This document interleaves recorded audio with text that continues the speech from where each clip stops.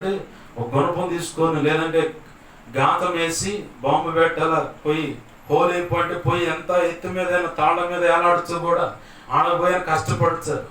ఒరయ్య సులభమైన పని ఏంటంటే మోకరిచ్చు, ప్రభు నేను పాపిన నొప్పుకు మనిషికి ఎలా బ్రతకాలని నువ్వు చూపించావు, నీతో పాటు ఉన్నవాళ్ళకి నేర్పావు. ఆ సంగతులు మేము వింటున్నాము. అలాగ నేను కూడా బ్రతకాలనుకుంటున్నాను. ప్రభు నాకు కూడా సహాయం చేయండి. ఆయన చేస్తాడు, సహాయం చేస్తాడు ఆయన. మనం ఏం చేస్తాం? మన సొంత తెలివితేడు, సొంత ప్రయత్నాలు, సొంత వ్యవహారాలు అంతాను కష్టం పెట్టుకునే వ్యవహారమే మనంతా, మన బుద్ధి అంతా అంతే.